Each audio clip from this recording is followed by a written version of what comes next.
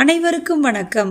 கடந்த வீடியோவில் பக்கீர் வந்து குழந்தையை கேட்டால் கொடுத்து விடுவோம் என்று தம்பதியினர் தனக்குத்தானே ஆறுதல் கூடிக்கொண்டு இருந்தனர். அப்பொழுது வாசலில் பக்கீர் வந்து நின்றார். பக்கீரை பார்த்ததும் அதுவரை அழுது கொண்டிருந்த குழந்தை சட்டென்று அழுகை நிறுத்தி அழகாய் சிரித்தது.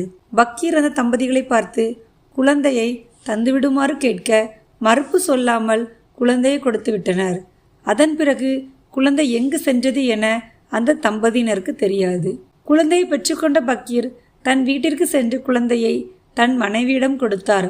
குழந்தை இல்லாத அந்த தம்பதியினருக்கு இறைவனே அந்த குழந்தையை கொடுத்ததாக எண்ணி அவர்கள் குழந்தையை சீரும் சிறப்புமாக வளர்த்து வந்தனர். பிராமண குடும்பத்தில் பிறந்த குழந்தை இஸ்லாமிய தம்பதியிடம் இனிதே வளர்ந்து வந்தது.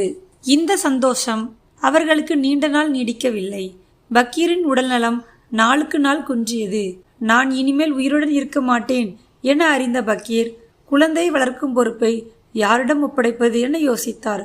அப்போது அவருக்கு வேத சாஸ்திரங்களில் தேர்ச்சி பெற்றவரான ஜமீன்தார் கோபால் ராவ் தேஷ்முக் என்பவர்தான் சட்டென அவர் நினைவுக்கு வந்தார். உடனே பக்கீர் தன் மனைவியை அழைத்து, இப்பொழுது நான் சொல்லப்போவது உனக்கு வருத்தம் தரும். ஆனாலும் அதை நான் உனக்கு சொல்லித்தான் ஆக வேண்டும். இனி சில நாட்களே நான் உயிருடன் இருக்க முடியும்.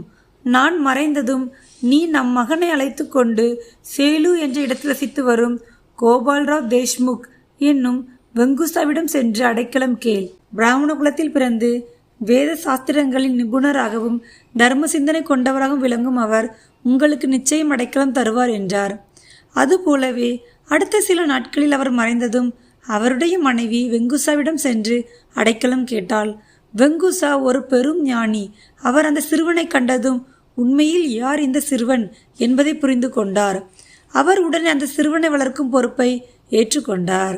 பக்கீரின் மனைவிக்கு தனியாக ஓரிடத்தில் தங்குவதற்கு வசதி செய்து கொடுத்து அவளுடைய வாழ்க்கைக்கு வழிவகுத்து கொடுத்தார். இப்படியாக பிராமண குடும்பத்தில் பிறந்து சில வருடங்கள் இஸ்லாமிய குடும்பத்தில் வளர்ந்து மறுபடியும் பிராமண வெங்குசரிடம் வந்து சேர்ந்த அந்த சிறுவன்தான் 16 வயது பாலகனாக ஷீரடி கிராமத்தின் எல்லையில் யோக நிஷ்டையில் ஆழ்ந்தவராக கிராமங்களுக்கு காட்சியளித்த நமது ஸ்ரீ சாய்நாதர். நன்றி.